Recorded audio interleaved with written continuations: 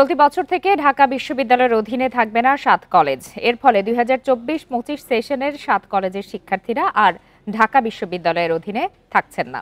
৭ কলেজের অধ্যক্ষদের সাথে বৈঠক শেষে এক সংবাদ সম্মেলনে একথা জানিয়েছেন ঢাকা বিশ্ববিদ্যালয়ের উপাচার্য ডক্টর নিয়াজ আহমেদ খান। উপাচার্য আরও বলেন, যেসব শিক্ষার্থী ঢাকা বিশ্ববিদ্যালয়ের অধীনে এখন আছে তাদের ক্ষেত্রে দায়িত্বশীল থাকবে বিশ্ববিদ্যালয় প্রশাসন। তবে ২০২৪-২৫ সেশন থেকে আসন সংখ্যা ও ভর্তি ফি নির্ধারণে সিদ্ধান্ত নেবে শিক্ষা মন্ত্রণালয়। এর আগে সকালে আন্দোলনরত ৭ কলেজের শিক্ষার্থীরা তাদের জন্য পৃথক বিশ্ববিদ্যালয় প্রতিষ্ঠা সহ ৬ দফা দাবি বাস্তবায়নে বিকাল পর্যন্ত আলটিমেটাম দিয়েছিলেন। রবিবার রাতে ৭ কলেজের শিক্ষার্থীরা সায়েন্স ল্যাব মোড়ে অবস্থান নেন। সেখানে ৭ কলেজের শিক্ষার্থীদের সঙ্গে সংঘর্ষ হয় ঢাকা বিশ্ববিদ্যালয়ের শিক্ষার্থীদের। পরিস্থিতি নিয়ন্ত্রণে টিয়ার গ্যাস, সাউন্ড গ্রেনেড ব্যবহার করে আইনশৃঙ্খলা বাহিনী।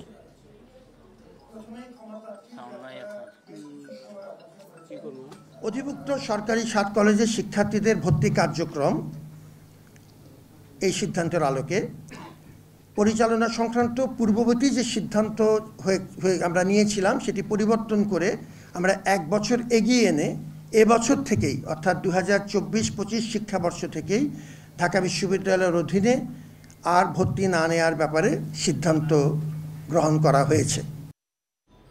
এ বিষয়ে আরো বিস্তারিত জানাতে এই মুহূর্তে বার্তা কক্ষ থেকে যোগ দিয়েছেন সহকর্মী নূরে আলম। নূরে আলম, ঢাকা বিশ্ববিদ্যালয়ের উপাচার্যের বক্তব্যের খানিকটা আমরা জানছিলাম এবং যেমনটি আমরা খবরেও দেখাচ্ছিলাম যে ২০২৪-২৫ সেশনের ৭ কলেজের শিক্ষার্থীরা আর ঢাকা বিশ্ববিদ্যালয়ের অধিভুক্ত থাকছেন না। তাদের পরবর্তী সিদ্ধান্ত শিক্ষা মন্ত্রণালয়ের পক্ষ থেকে নেওয়া হবে। তাহলে তাদের ভবিষ্যৎ আসলে কি? ৭ কলেজের শিক্ষার্থীরা কি আবারও আগের জায়গায় ফিরে যাবে নাকি নতুন কোনো সিদ্ধান্ত আসছে?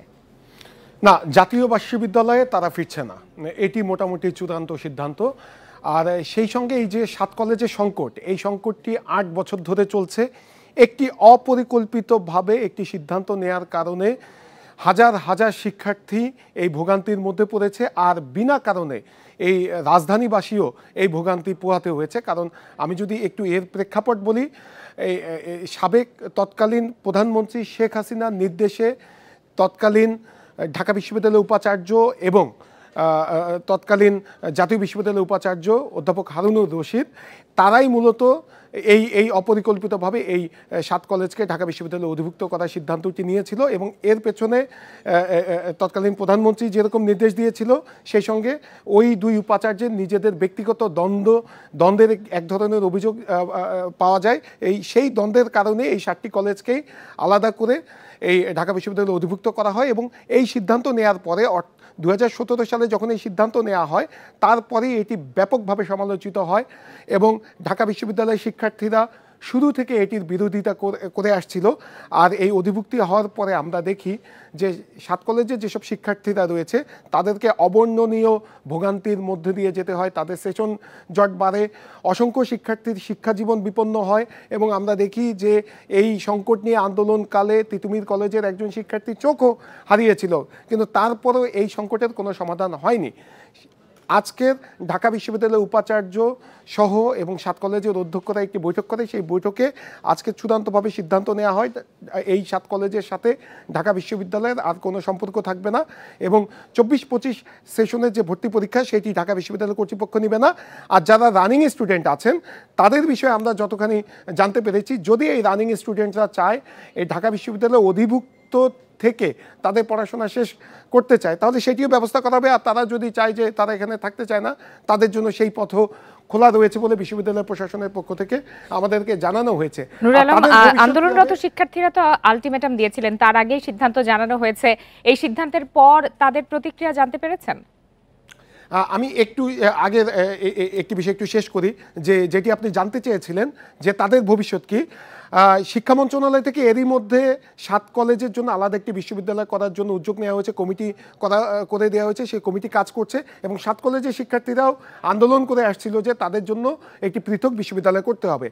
আর এই বিশ্ববিদ্যালয় কর্তৃপক্ষের সিদ্ধান্ত নেওয়ার পরে আমরা দেখলাম যে এখন পর্যন্ত ৭ কলেজের শিক্ষার্থীরা সম্মিলিতভাবে কোনো প্রতিক্রিয়া জানাননি। তবে ঢাকা কলেজের অধ্যক্ষ কিছুক্ষণ আগেই ঢাকা কলেজের শিক্ষার্থীদের সাথে মতবিনিময় করেছেন, সেখানে তিনি স্পষ্টভাবে জানিয়েছেন যে জাতীয় বিশ্ববিদ্যালয়ের সাথে এই 7 কলেজ যাচ্ছে না, তাহলে বলাই যায় যে তাদের জন্য নতুন একটি বিশ্ববিদ্যালয় হচ্ছে এবং যে বিশ্ববিদ্যালয়ের অধিভুক্ত থাকবে এই 7টি বিশ্ববিদ্যালয় অথবা অন্য কোনো ফরম্যাটে নতুন একটি বিশ্ববিদ্যালয় করার দিকে এগোচ্ছে শিক্ষা মন্ত্রণালয়। নুরুল আলম, আপনাকে অনেক ধন্যবাদ। 7 কলেজের বিষয়ে ঢাকা বিশ্ববিদ্যালয়ের সিদ্ধান্ত প্রত্যাখ্যান করেছেন শিক্ষার্থীরা। এই বিষয়ে আরো বিস্তারিত জানাতে রাজধানীর মিরপুরের বাংলা কলেজ থেকে যোগ দিয়েছেন সহকর্মী আদিলুর রহমান। সরাসরি চলে যাচ্ছে তার কাছে। আদিলুর রহমান, 7 কলেজের ব্যাপারে তো একটি সিদ্ধান্ত এসেছে যে তারা ঢাকা বিশ্ববিদ্যালয়ের অধিভুক্ত থাকছে না। এই সিদ্ধান্ত কেন আন্দোলনরত শিক্ষার্থীরা মেনে নেয়নি? আপনার মাধ্যমে আমরা দেখতে পাচ্ছি যে এখনো শিক্ষার্থীরা আন্দোলনরত অবস্থায় রয়েছেন।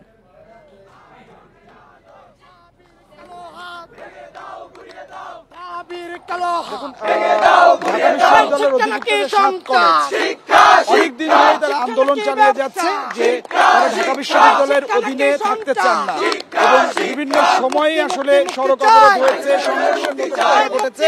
গতকালকেও সংঘর্ষ হয়েছে এবং সেখানে আহতের ঘটনাও আসলে ঘটেছে। এরপরে আজকে 4 ঘন্টার আলটিমেটাম দেওয়া হয়েছিল যে 4 মধ্যে তাদের দাবিগুলো যদি পূরণ করা না হয় সেক্ষেত্রে তারা কঠোর আন্দোলনে যাবে। এরপরে আমরা দেখেছি যে ঢাকা বিশ্ববিদ্যালয় প্রশাসনের সাথে অধিভুক্ত যে 7 কলেজ, সেই 7 কলেজের অধ্যক্ষরা করেছেন। বৈঠকের পরে সিদ্ধান্ত হয়েছে যে অধিভুক্ত 7 কলেজ আর ঢাকা বিশ্ববিদ্যালয়ের অধীনে থাকছে না। এরপরে আমরা আসলে শিক্ষার্থী যারা আছে তাদের সাথে কথা বলেছিলাম যে তারা আসলে কি বলছে, তাদের প্রতিক্রিয়াটি কি। শিক্ষার্থীরা মূলত ঢাকা বিশ্ববিদ্যালয় থেকে 7 কলেজ আলাদা হয়ে গেছে এই জায়গাটিতে তারা একমত, তারা খুশি। তবে যে শিক্ষার্থীরা এই মুহূর্তে ঢাকা বিশ্ববিদ্যালয়ের অধীনে থেকে তাদের শিক্ষা কার্যক্রম চালিয়ে যাচ্ছেন মূলত তারা এই সিদ্ধান্তটিকে প্রত্যাখ্যান করেছে। তারা বলছেন যে তারা কয়েকটি পয়েন্ট ধরেছেন। এই আজকে যে একটি চিঠি ইস্যু করা হয়েছে সেই চিঠিতে 5টি পয়েন্ট দেওয়া হয়েছে। সেই 5টি পয়েন্টের মধ্যে 4 নম্বরে বলা হয়েছে যে এই সামনের যে সেশনটি, এই সেশন থেকেই ঢাকা বিশ্ববিদ্যালয়ের অধীনে আর এই 7 কলেজ থাকছে না।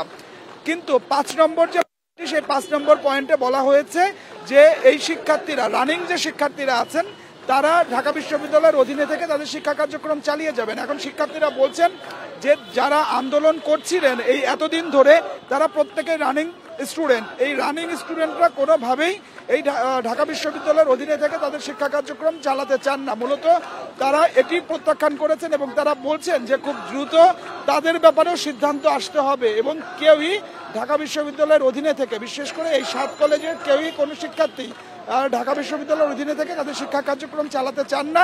এই কারণেই আমরা দেখেছি যে বাংলা কলেজের শিক্ষার্থীরা এটি প্রত্যাখ্যান করেছেন এবং প্রত্যাখ্যানের পরে প্রথমে তারা ক্যাম্পাসে মিছিল করেছে। ক্যাম্পাসে মিছিল করার পরে তারা যে বাংলা কলেজের যে প্রধান ফটক সড়কের সামনে এসে তারা তাদের যে আন্দোলন সেই আন্দোলনটি চালিয়ে যাচ্ছেন এবং একই সাথে 7 কলেজ এখন ঢাকা বিশ্ববিদ্যালয়ের থেকে আলাদা হয়ে গেল।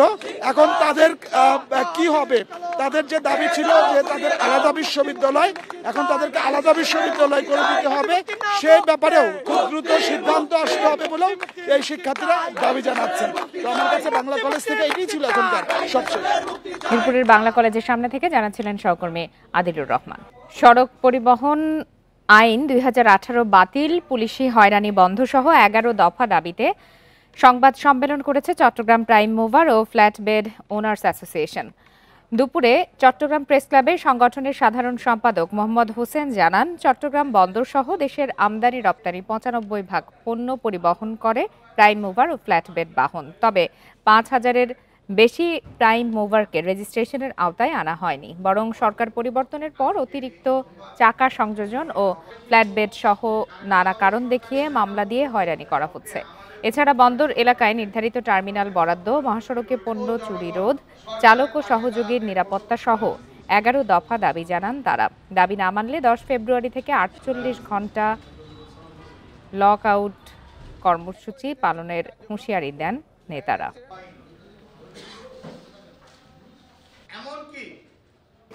আগামী 9 ফেব্রুয়ারি 2025 তারিখের মধ্যে সমাধান করা না হয়, আগামী 10 ফেব্রুয়ারি 2025 তারিখ রোজ সোমবার সকাল 6 ঘটিকা হইতে পরবর্তী 48 ঘন্টা লক আউটের মাধ্যমে গাড়ির বন্ধে কর্মসূচি পালন করা হবে। কিছুক্ষণ আগেই যেমনটি জানাচ্ছিলাম, খুলনায় ট্যাঙ্ক লরি শ্রমিক নেতাকে গ্রেপ্তারের প্রতিবাদে ধর্মঘটে নেমেছেন সেখানকার শ্রমিকরা। এই বিষয়ে সর্বশেষ তথ্য জানাতে এই মুহূর্তে খুলনা থেকে যোগ দিয়েছেন সহকর্মী AHM শামীমুজ্জামান। শামীমুজ্জামান, শ্রমিক নেতাকে জামিন নামঞ্জুর করা হয়েছে, এটি তো আদালতের সিদ্ধান্ত। তার প্রতিবাদে শ্রমিকরা কেন অবরোধে নেমেছেন এবং সেখানকার অবরোধের সর্বশেষ কি পরিস্থিতি সেটিও আমাদেরকে জানাবেন। আমরা কিন্তু আগেও বলেছি যে শ্রমিকের দাবি ছিল যে গ্রেপ্তার শ্রমিক নেতার মুক্তির দাবি, এবং ওনাকে যত সময় মুক্তি দেওয়া না হবে তত সময় শ্রমিকরা তাদের কর্মবিরতি পালন করবে। কিন্তু যেহেতু আদালত তার জামিন নামঞ্জুর করেছে, তারপরেও কিন্তু শ্রমিকরা তাদের যে দাবি আছে এবং সে দাবি পূরণের লক্ষ্যে তাদের সিদ্ধান্তে রয়েছে। এবং এর সাথে সাথে কিন্তু নতুন করে আরো একটি সিদ্ধান্ত যোগ হয়েছে। আমরা আগেও বলেছিলাম যে তাদের যে দাবি, নতুন যে দাবিটা শুধু গ্রেপ্তার শ্রমিক যেটাই নয়, ওই মামলায় যে অন্য যে আসামিরা রয়েছে, অর্থাৎ আরো 11 জন, মোট 12 জন যে আসামি রয়েছে, তাদের প্রত্যেককেই মামলা থেকে অব্যাহতি দিতে হবে এবং অব্যাহতি না দেওয়া পর্যন্ত তারা তাদের এই কর্মবিরতি পালন করবে বলে আজ জানিয়েছিলেন। সেটা এই সিদ্ধান্তটা হয়েছে আজ দুপুরে ট্যাঙ্ক লরি শ্রমিক ইউনিয়নের যে কার্যকরী কমিটি সভা হয়েছে, সভা থেকেই এই সিদ্ধান্তটা নেওয়া হয়েছে বলে আমাদেরকে শ্রমিক নেতারা জানিয়েছেন। আমরা সকাল থেকে যে কথাটি বলে আসছি যে আজ তাদের কর্মসূচির কারণে কিন্তু পেট্রোল পাম্পগুলোতে জ্বালানি তেলের সংকট দেখা দেয়নি। হয়তোবা এইভাবে যদি চলতে থাকে আগামীকাল দুপুরের পর থেকে জ্বালানি তেলের সংকট দেখা দেওয়ার শঙ্কা রয়েছে। আমাদেরকে পাম্পের মালিক, পাম্প ব্যবসায়ী যারা আছেন, কর্মচারী যারা আছেন, তারা আমাদেরকে তেমনটি জানিয়েছেন। অপরদিকে শ্রমিকদের এই যে কর্মসূচি প্রত্যাহারের জন্য কিন্তু বিএনপির পক্ষ থেকে অনুরোধ জানানো হয়েছিল, প্রশাসনের পক্ষ থেকেও অনুরোধ জানানো হয়েছে, কিন্তু শ্রমিকরা তাদের দাবির প্রতি অনড় রয়েছে এবং তারা যেটা বলছেন যে তাদের দাবি আদায় না হওয়া পর্যন্ত তারা কর্মসূচিতে থাকবেন। এবং তারা আরো যেটা বলেছেন যে আগামীকাল থেকে যে লাগাতার, আজ থেকে যে লাগাতার কর্মসূচি হয়েছে সেই শুরু হয়েছে, সেই কর্মসূচিটা কিন্তু আগামীকালও চলবে এবং যত সময় না দাবি আদায় হবে তারা তাদের কর্মসূচিতেই থাকবে এবং এর বাইরে আসলে তাদের আর কোনো ভাবনা নেই বলেই আমাদেরকে জানিয়েছে। তো এই ছিল আমার কাছে সর্বশেষ তথ্য। সহকর্মী AHM শামীমুজ্জামান জানাচ্ছিলেন খুলনা থেকে ট্যাঙ্ক লরি শ্রমিকদের ধর্মঘটের খবর। 2 সপ্তাহের ব্যবধানে চট্টগ্রামের পাইকারি বাজারে মন প্রতি চিনির দাম বেড়েছে 200 টাকা পর্যন্ত, যার প্রভাব পড়েছে খুচরা বাজারে। এজন্য সরবরাহ ঘাটতি ও আন্তর্জাতিক বাজারে দাম বৃদ্ধির অজুহাতকে দুষছেন ব্যবসায়ীরা।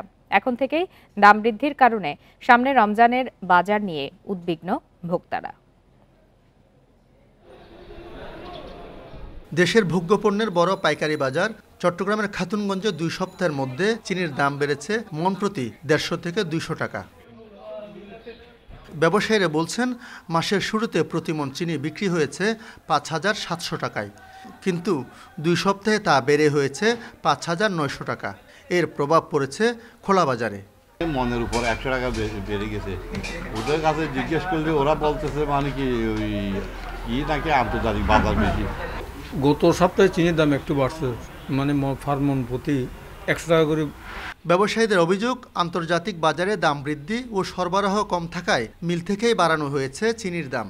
ব্যবসায়ীদের পাশাপাশি সরকার যেন নিজ উদ্যোগে মানে ব্যবসায়ীদের সহযোগী হিসাবে পণ্য আমদানির ক্ষেত্রে পণ্য সরবরাহ করতে তারা যেন সেই ভূমিকাটি রাখেন। না হলে আমি মনে করি, ব্যক্তিগতভাবে মনে করছি যে রমজানের সংকট তৈরি হবে। এমন অভিযোগ অস্বীকার করে আমদানিকারকরা বলছেন রমজানকে সামনে রেখে পর্যাপ্ত চিনির মজুত রয়েছে, দাম বাড়ানোর কোনো সুযোগ নেই। আমাদের ডেলিভারি রানিং আছে, ডেলিভারি তো বন্ধ ছিল তো তখনও তো আমাদের ডেলিভারি চলছে না। আমাদের দিক থেকে আশা করি আমরা তো যতটুকু আছে ইনশাআল্লাহ আমরা রানিং এ রাখবে। ভোক্তারা বলছেন আসন্ন রমজানকে সামনে রেখে সুযোগ নিচ্ছে অসাধু ব্যবসায়ীরা, এজন্য এখনই কঠোর নজরদারির দাবি তাদের। আলমগীর সবুজ, ইন্ডিপেন্ডেন্ট নিউজ, চট্টগ্রাম। রাঙ্গামাটি শহরের আবাসিক এলাকা বনরূপায় হকারদের কাছে রাস্তা ভাড়া দিয়েছে একটি চাঁদাবাজ চক্র। এই চক্রের বিরুদ্ধে ব্যবস্থা না নেয়ায় বছরের পর বছর দুর্ভোগের শিকার বনরূপা, বলপিয়া আদাম, দেওয়ানপাড়া এলাকার বাসিন্দারা। পৌর প্রশাসক জানিয়েছেন, হকারদের উচ্ছেদের ব্যাপারে সব ধরনের ব্যবস্থা নেওয়া হবে। রাঙামাটি শহরের বনরূপা আবাসিক এলাকায় গড়ে ওঠে বনরূপা বাজার। ফরেস্ট অফিস থেকে সমতা ঘাট পর্যন্ত সড়কটি ভাড়া দিচ্ছেন অসাধু একটি চক্র। প্রথমে দোকান ভাড়া নেয় চক্রটি, পরে দোকানের সামনের অংশের সড়ক ভাড়া দিয়ে হকারের কাছ থেকে চক্রটি টাকা আদায় করে। প্রতিদিন ভোর হলে সড়ক দখল করে ভাসমান ফেরিওয়ালারা দোকান বসিয়ে বিক্রি করে মাছ, মাংস, সবজি। এতে সড়কে চলাচল করতে গিয়ে বিপাকে পড়েন সাধারণ মানুষ। এই ব্যাপারে কেউ ব্যবস্থা নিচ্ছে না বলে অভিযোগ স্থানীয়দের। দোকানটা ভাড়া দেয়, আবার দোকানের ওই দোকান ভাড়াটি আবার উপভাড়া দিয়ে সামনের রাস্তাটা ভাড়া দেয়। মানুষের সমস্যা, আমাদের নিজেদের দোকানদারি করা অনেক সমস্যা। তো একটা তো স্পেসিফিক বাজার হয় অবশ্যই ভালো হবে। এটা মানুষজনের জন্য যাতায়াত করতে পারে না, রাস্তার ভিতরে দোকান বসছে, আর দ্বিতীয় কথা মানুষ গালাগালি করে।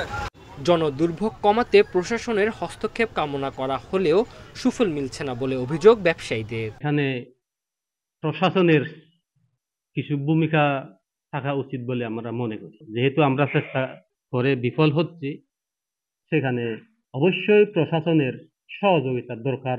হকারদের উচ্ছেদের বিষয়ে পৌরসভার পক্ষ থেকে পদক্ষেপের কথা জানিয়েছেন পৌর প্রশাসক। বাজারের ব্যবসায়ী সমিতি এবং মালিক সমিতি যারা আছে তাদেরকে নিয়ে বসে এগুলো উচ্ছেদের ব্যাপারে রাঙামাটি পৌরসভার পক্ষ থেকে যেরকম সহযোগিতা তারা চাইবে আমরা সেই সহযোগিতা করব। 1993 সালে রিজার্ভ বাজারে এক সাম্প্রদায়িক দাঙ্গার পর বনরূপায় বাজার বসায় পাহাড়িরা। দুর্ভোগ কমাতে রাঙামাটির দক্ষিণ কালিন্দপুরে নিউ মার্কেট এলাকায় উন্নয়ন বোর্ড একটি সবজি মার্কেট করে দিয়েছে, কিন্তু সেটি দখল করে রাখার অভিযোগ ফার্নিচার ব্যবসায়ীদের বিরুদ্ধে। Independent news. ফেনীতে বিএনপি চেয়ারপারসন বেগম খালেদা জিয়ার গাড়ি বহরে হামলা মামলার পলাতক আসামি শাহিন আলম পাটোয়ারিকে গ্রেপ্তার করেছে র্যাব। রবিবার সন্ধ্যায় ঢাকা মহানগরীর বাসাবো এলাকা থেকে তাকে গ্রেপ্তার করা হয়। গ্রেপ্তার শাহিন আলম ফেনীর ছাগলনাইয়া উপজেলা যুবলীগের ত্রাণ ও দুর্যোগ বিষয়ক সম্পাদক। র্যাব জানায়, গোপন খবরে রাজধানীর সবুজবাগ থানার বাসাবো এলাকায় অভিযান চালিয়ে শাহিনকে গ্রেপ্তার করা হয়। পরে জিজ্ঞাসাবাদে সাবেক প্রধানমন্ত্রী খালেদা জিয়ার গাড়ি বহরে হামলা, হত্যা চেষ্টা ও নাশকতা মামলার পলাতক আসামি বলে স্বীকার করে। গ্রেপ্তার এড়াতে নিজ এলাকা ছেড়ে ঢাকাসহ বিভিন্ন এলাকায় আত্মগোপনে ছিল বলেও জানায়। তাকে ছাগলনাইয়া থানায় হস্তান্তর করা হয়েছে।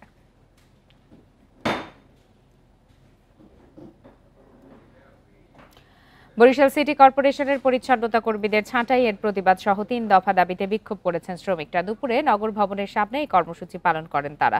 শ্রমিকদের অভিযোগ, লিখিত কোনো নোটিশ ছাড়াই 1 জানুয়ারি 160 শ্রমিককে ছাঁটাই করা হয়। এ সময় শ্রমিকদের চাকরিতে পুনর্বহাল, আইন অনুযায়ী স্থায়ীকরণ সহ 3 দফা দাবি জানান তারা। দাবি না মানা পর্যন্ত আন্দোলন চালিয়ে যাওয়ার ঘোষণা দিয়েছেন তারা।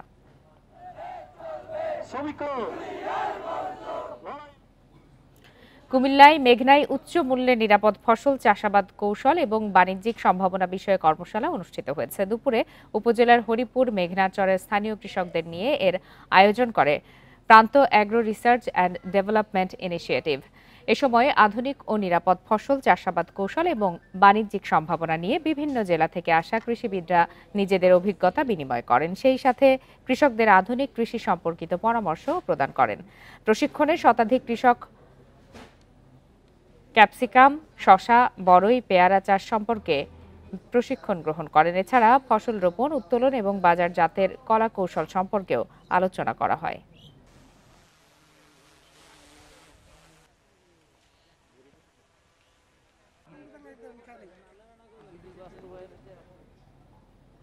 এর সাথে শেষ করছে আজকের সমগ্র বাংলাদেশ। ইন্ডিপেন্ডেন্ট টেলিভিশনের সব খবরের আরো বিস্তারিত জানতে চোখ রাখুন ফেসবুক, ইউটিউব আর এক্সে। আমন্ত্রণ আমাদের পরের আয়োজনে।